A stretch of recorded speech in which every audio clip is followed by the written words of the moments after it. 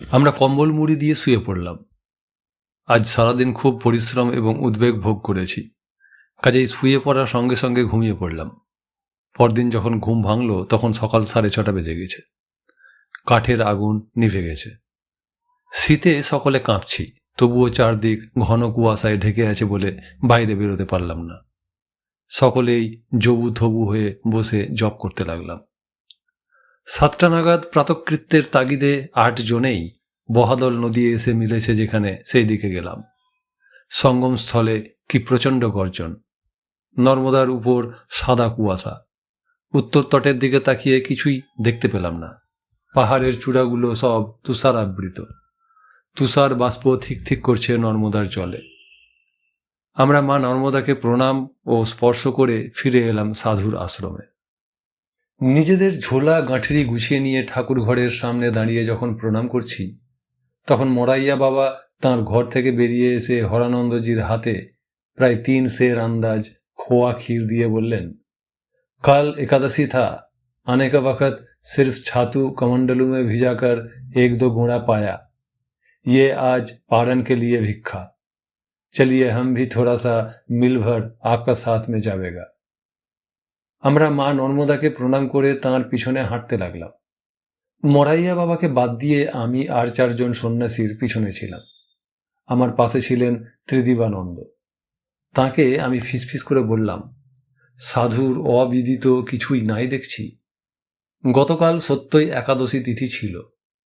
পরিক্রমাকালে আমরা অবশ্য নিত্যই একাদশী পালন করেছি বললেই হয়, কিন্তু মহর্ষি উপমন্যুর সাধন গুহা দর্শন করে উত্তরায়ের পথে নামবার সময় কমণ্ডলুর জলে ছাতু ভিজিয়ে হরানন্দজি এবং মহানন্দ স্বামী আমাদের প্রত্যেকের হাতে 1-2 গোঁড়া করে ছাতু খেতে দিয়েছিলেন, সে ঘটনাও এই মহাত্মার জানা দেখছি। মোরাইয়া বাবাই আমাদেরকে পথ দেখিয়ে নিয়ে যেতে থাকলেন। যাত্রাপথে প্রথমেই একটা প্রায় 2000-2500 ফুট উঁচু পাহাড় পড়ল। শাল, বহেরা এবং গাছের ঘন জঙ্গল। স্থানে স্থানে সূর্যরশ্মি পর্যন্ত বনে ঢোকে বলে মনে হয় না। ঠুকে ঠুকে ছোট বড় পাথর ডিঙিয়ে ডিঙিয়ে কখনো বা শাল, তাল, বেল, জাম গাছের গুঁড়ি বা ডাল ধরে ধরে উঠতে লাগলাম উপর দিকে। প্রায় 1000-1200 ফুট উঠার পর এমন এক জায়গায় এসে পৌঁছালাম যেখানে পাহাড়ের ঢালে বদরি, কুন্দ, চাঁপা, অশোক এবং কবিদার গাছের জটলা। সেখানেই দেখলাম সুউচ্চ পাহাড়ের স্তরে স্তরে একটা পায়ে চলার রাস্তা চলে গেছে সোজা পূর্ব দিকে। আমাদের মাথার উপরের দিকে একটা স্তরে আর একটা রাস্তার দাগ দেখতে পাচ্ছি। পাহাড়ের স্তরে স্তরে যখন দাগ পড়ে তখন দূর থেকে দেখলে মনে হয় পাহাড়টাকে কেউ যেন রুল বা কম্পাসের সাহায্যে গোলাকৃতি রেখা টেনে চিহ্নিত করেছে। আমরা লাঠির সাহায্যে, গাছের ডালপালার সাহায্যে উঠে এসেছি, কিন্তু মোরাইয়া বাবার হাতে কোনো লাঠিও নাই। অথচ বেশ দ্রুততালেই তিনি পাহাড় বেয়ে আমাদের সঙ্গে এই পর্যন্ত অবলীলাক্রমে উঠে এলেন। তাঁর হাতে প্রথম থেকেই দেখছি একটি পোঁটলা আছে। কি যে আছে তা বুঝতে পারলাম না, তবে যাই থাকুক তা যে কলা পাতায় মোড়া তা বুঝতে পারছি। এইখানে এসে উনি দাঁড়িয়ে পড়লেন। বাঁ দিকে বেশ দূরে নিচের উপত্যকা দিয়ে নর্মদা বয়ে চলেছেন। আমরা হাত জোর করে মা নর্মদাকে প্রণাম করছি। এমন সময়ে উপর দিকে পাহাড়ের আর একটা স্তরে মোরাইয়া বাবা অঙ্গুলি নির্দেশ করে দেখালেন, একটু গন্ডার যা রাহা হ্যায়। গন্ডারের গাত্রচর্ম দেখলাম মোটা, ভীষণ পুরু, ঘোর পাংশুটে বর্ণের। তার মুখের খড়গাকৃতি কোনো দাঁত সোজা খাড়া হয়ে উঠে আছে উপরের দিকে। সূর্যকিরণে মাঝে মাঝে ঝলসে উঠছে।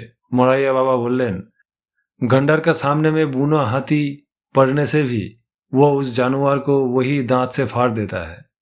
कोई जानवर इसके सामने में आने नहीं मांगता। बंदूक का गोली से भी इसको काबू कठिनाई है।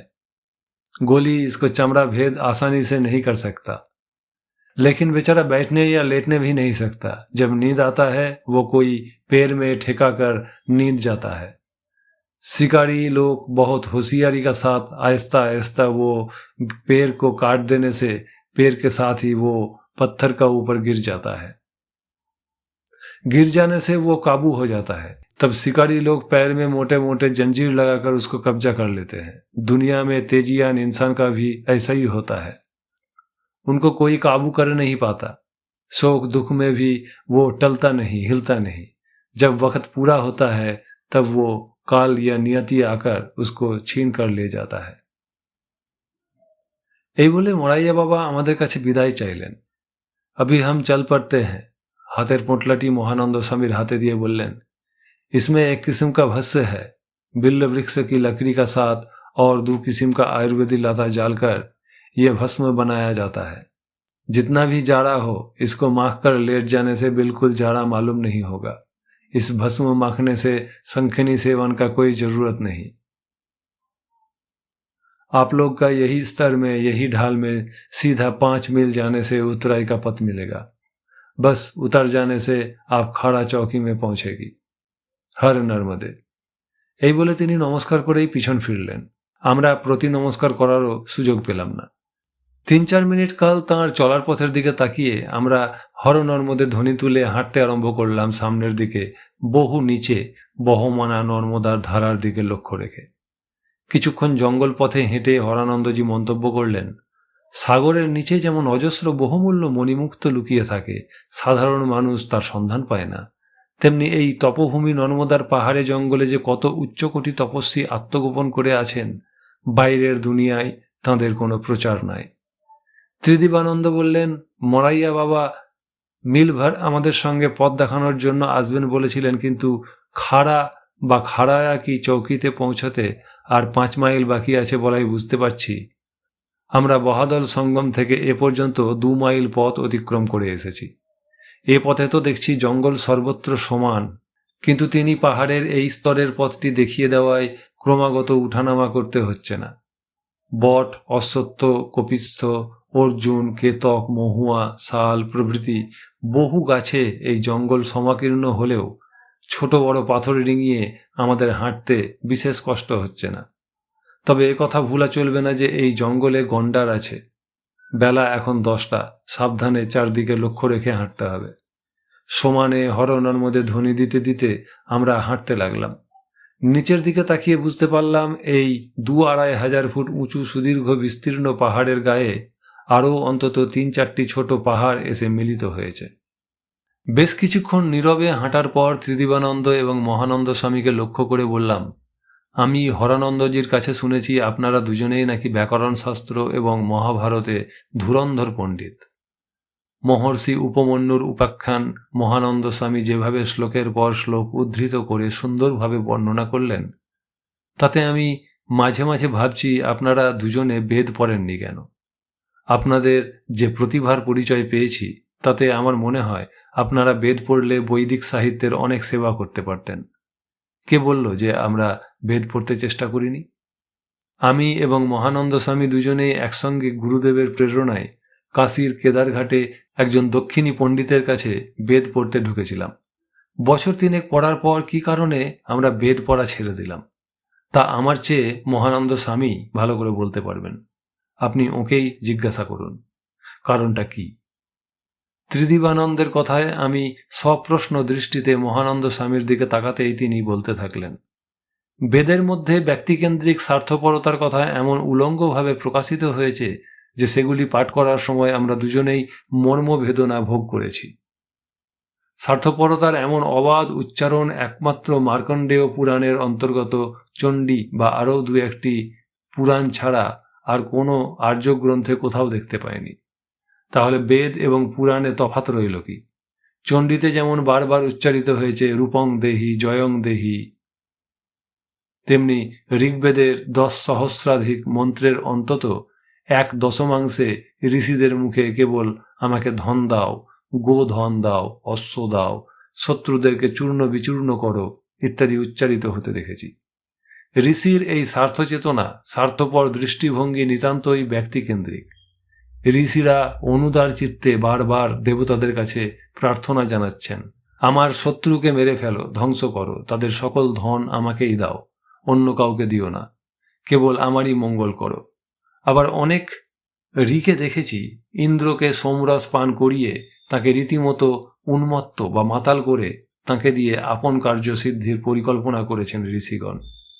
ঋষি ও যজমানদের এই ধরনের সংকীর্ণ মনোবৃত্তি আমাদের আদৌ ভালো লাগেনি। আমাদের মনে বারবার প্রশ্ন জেগেছে, বেদজ্ঞ বেদপাঠী ঋষিদের মধ্যে এই ধরনের হীন মনোবৃত্তি কি করে আশ্রয় পেল? এই রকম সংকীর্ণ মনোবৃত্তি ত্যাগ করে তাঁরা আরও একটু উদার হতে পারলেন না কেন? কেন কেন? আমাদের শ্রদ্ধাপ্লুত অন্তর তাঁদের কাছে আরও অনেক বড় জিনিস আশা করেছিল। তাই নিরাশ হৃদয়ে একদিন গুরুদেবকে যথাযথ কারণ দেখিয়ে দুজনেই বেদাধ্যয়ন ছেড়ে দিলাম। আমি মহানন্দ স্বামীর বক্তব্য শুনে তাকে জবাব দিলাম, আপনারা যে আচার্যের কাছে বেদ পড়েছিলেন তিনি নিশ্চয়ই সেকেলে পণ্ডিত ছিলেন। সায়ন এবং মহীধরের ভাষ্যই হয়তো তাঁর উপজীব্য ছিল। মহর্ষি দয়ানন্দ, সবর স্বামী, সহজানন্দ, বোধানন্দ স্বামী প্রভৃতির ভাষ্য বা টিকা টিপ্পনী পড়লে বা আমার বাবার মতো কোনো জ্ঞান তপস্বীকে আচার্য পেলে আপনাদের এই দুর্দশা হতো না। ঋগ্বেদের অজস্র ঋকে ঋষিদের উদার মনোবৃত্তি সর্বদা দৃষ্টির হাজার হাজার পরিচয় আছে। আমি কিছু কিছু উদাহরণ দিচ্ছি। যেমন ধরুন, ঋগ্বেদের প্রথম মণ্ডলে 120 নম্বর সূক্তের 12 নম্বর ঋকটি। সেখানে মহর্ষি দীর্ঘতমার পুত্র কক্ষিবান ঋষি বলছেন, অথ স্বপ্নস্য নির্দিদেহ ভুঞ্জতশ্চ রেবতঃ উভা তাবশ্রী নশ্বতঃ। অর্থাৎ ঋষি এই বেদমন্ত্রে বলছেন, আমি স্বপ্নকে ঘৃণা করি। যে ধনবান লোক পরকে দরিদ্রকে প্রতিপালন করে না তাকেও ঘৃণা করি। উভয়েই শীঘ্র নাশপ্রাপ্ত হয়। লক্ষ্য করুন কি সুন্দর, হঠাৎ ঝলসে ওঠা একটি অপূর্ব বাক্য। দরিদ্র পালন এবং দানের প্রতি নিখিল মানব সমাজের দৃষ্টি কত সুন্দরভাবেই না আকৃষ্ট করা হয়েছে এখানে। পরোপকারের প্রতি উৎসাহ দান করাই এই ঋকের মূল লক্ষ্য। ওই প্রথম মণ্ডলেরই 185 সূক্তের অন্তর্গত 8, 9, 10 এবং 11 নম্বর মন্ত্রে ঋষির কণ্ঠে যে পবিত্র মন্ত্রোচ্চারণ শুনেছি তা কেমন সার্বজনীন এবং সদাশয়তাপূর্ণ তা লক্ষ্য করুন।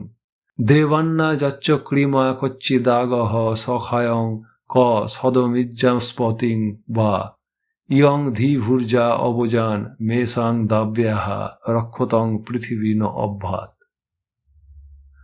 আমরা দেবতাদের নিকট সর্বদাই যে সকল অপরাধ করে থাকি, সারা জীবনের সীমাবদ্ধতার জন্য বন্ধু এবং প্রিয়জনের প্রতি যে পক্ষপাতিত্ব দেখিয়ে অপরাধ করে ফেলি, আমাদের এই যজ্ঞ সে সকল অপরাধ ও ত্রুটি অপনোদন করতে সমর্থ হোক। আপনজনের প্রতি মানুষের যে দুর্বলতা, সেটাও যে এক রকমের অপরাধ, এ কেবল ঋষির বিচারশীল মনেই ধরা পড়া সম্ভব। উভা সসা নর্যা মাম বিষ্টু মুভে মামুতি অবসা সচেতাম ভুরি চিদর্যহ সুদাস্তরায়সা মদন্ত ঈশয়ম দেবাহা। স্তুতিযোগ্য এবং সকল মানুষের হিতকর দেবা পৃথিবী আমাদের সকলকে আশ্রয় প্রদান করুন। আশ্রয়দাতা দেবা পৃথিবী আশ্রয় দিবার জন্য আমাদের সাথে মিলিত হন। হে দেবগণ, আমরা তোমাদের স্তুতা। অন্য দ্বারা তোমাদের এবং আর্ত যারা তাদেরও যাতে তৃপ্তি সাধন করতে পারি, এই জন্য প্রচুর অন্ন ইচ্ছা করি। এখানে লক্ষ্য করুন, ঋষি বেদমন্ত্রে অন্ন প্রার্থনা করছেন বটে, সে কেবল আপন ব্যক্তিগত স্বার্থে নয়, কেবল নিজ নিজ স্ত্রী পুত্রদের জন্য নয়, দেবতা অর্থাৎ বিদ্যানদের এবং আর্ত মানুষের সেবার জন্যই তাঁরা চাচ্ছেন। হৃতং দিবে তথবোচং পৃথিব্যা অভিশ্রাবায় প্রথমং সুমেদাহা পাতাম বদ্যান্দুরি তাদভিকে পিতা মাতা চ রক্ষতাম বোভিহি। আমি প্রজ্ঞাবান, আমি দেবা পৃথিবীর উদ্দেশ্যে চারদিকের প্রকাশের জন্য অতি উৎকৃষ্ট স্তোত্র রচনা করেছি। পিতা মাতা নিন্দনীয় পাপ হতে আমাদেরকে রক্ষা করুন এবং আমাদেরকে সর্বদা নিকটে রেখে তৃপ্তিকর বস্তু দিয়ে আমাদের সকলকে পালন করুন। ইদং দেবা পৃথিবী সত্যমস্তু পিতর মাতর্য দিহ পব্রুবে বাম ভূতং দেবানাম বামে অভোর বিদ্যামে সং বৃজনং জিরদানুম। অর্থাৎ হে পিত, হে মাত, এই যজ্ঞে তোমাদের উদ্দেশ্যে যে স্তোত্র উচ্চারণ করছি, হে দেবা পৃথিবী, তার সার্থক হোক। আশ্রয় দান দ্বারা তোমরা শ্রোতৃগণের সমীপবর্তী হও। ধূলি ধূসরিত ধরনীর সকল সন্তানরাই যেন অন্ন, বল ও দীর্ঘায়ু লাভ করতে পারে। মহানন্দ স্বামী বলুন, এখানে কি ঋষির কণ্ঠে কি কোনো স্বার্থচেতনার কোনো গন্ধ পেলেন? এ মন্ত্র তো সার্বজনীন, সকলের হিতের জন্য ঋষির কণ্ঠে আকুতি ফুটে উঠেছে, তাই নয় কি? দ্বিতীয় মণ্ডলের ২৬ সূক্তের ৬ নম্বর মন্ত্রে ঋষির উদাত্ত ও উদার কণ্ঠে কেমন একটি মানবতাবাদী মন্ত্র উচ্চারিত হয়েছে শুনুন।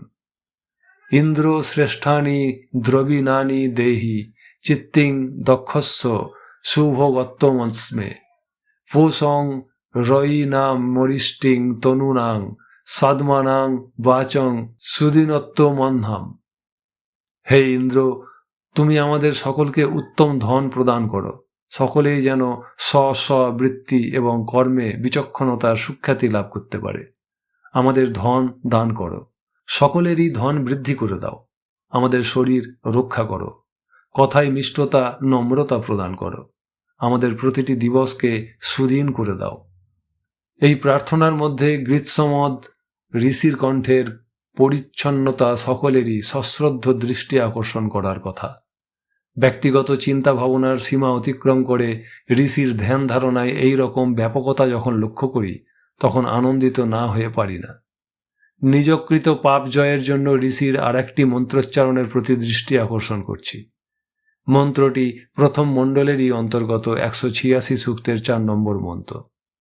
সেখানে অগস্ত্য ঋষি প্রার্থনা করছেন, হে দেবগণ, আমরা দিন রাত তোমাদের চরণে ভুল লুণ্ঠিত হয়ে পাপ জয়ের জন্য দোহবতী ধেনুর মতো তোমাদের নিকট উপস্থিত হচ্ছি। আমাকে পাপ মুক্ত করো, আমাকে সৎ করো, সত্যে প্রতিষ্ঠিত করো।